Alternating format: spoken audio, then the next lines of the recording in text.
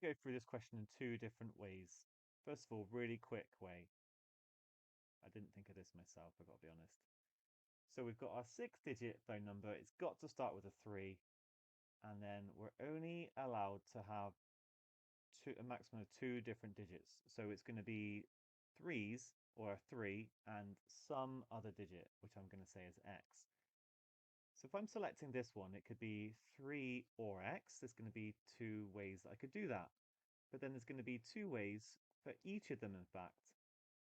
So it's going to be 2 times 2 times 2 times 2. This is the product rule of counting, which gives me 2 to the power of 5, which is 32.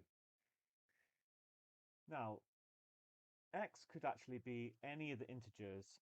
So X can equal, let me put an X here, for example, it can be equal 0, 0 to 9, but not 3.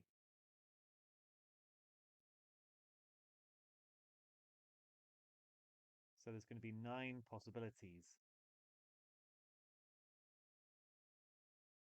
So every time I put an X in, I could actually put 9 different numbers in. I just have to be really careful at this point because if I had happened to choose the case when I have all threes, then actually it's irrelevant. There is no X at all. So I'm actually going to discount it. I'm going to do 32 minus 1, giving me 31 possibilities. And these all will involve at least one X. This is quite a subtle part of this quick method that makes it a little bit harder. So my 31 cases when I'm involving an X, I can times that by 9 because I'm going to put 9. I got 9 different possible values of X that I could put in for all these different arrangements, and that will give me 279. I'm not quite done. I'm very nearly done. I've got my 279, but I need to put that one back in. That one occasion when I have all threes. I needed to discount it before, but it is part of the solution, which gives me my final answer of 280. I'm going to talk you through a second way to do this problem. It's a bit slower. It uses a few aspects of arrangements that I didn't need for the first part, but it's quite careful. It's pretty solid, I think. So I decided to say, right, I've got I have to have my 3 on the left. What if all the rest of them were 3? Okay, there's only one way to do that. So I'm going to keep a running total on the right. Now, what if I actually have no 3s? Okay, they're all going to be X. Well, there's only one way that I can arrange all those X's, but remember, X can be from 0 to 9 except 3, which I've already counted, so there's actually going to be 8 possibilities here. Sorry, 9 possibilities here, because I can have 0 as well. Okay, this is where it gets a little bit more complicated. So what if I have 4 X's and then a 3?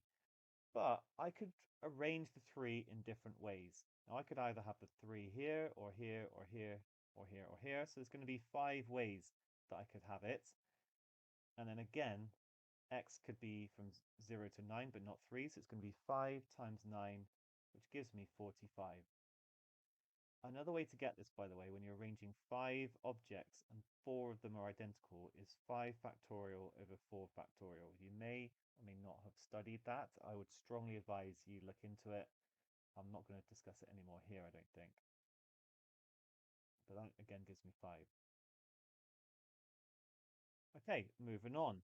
What happens if I've got my 3 and I've got 3 x's and then another 2 3s? See, this is why this factorial notation really comes into play because this is more complicated. Now I've got 5 things I'm arranging. 3 of them are the same and another 2 of them are the same. So this is how we deal with that. 5 factorial is 5 times 4 times 3 factorial.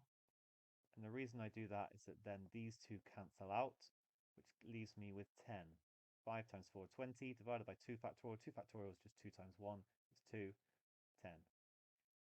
So then I'm going to get 10 times 9, which is 90. Okay, sorry, I didn't mean to.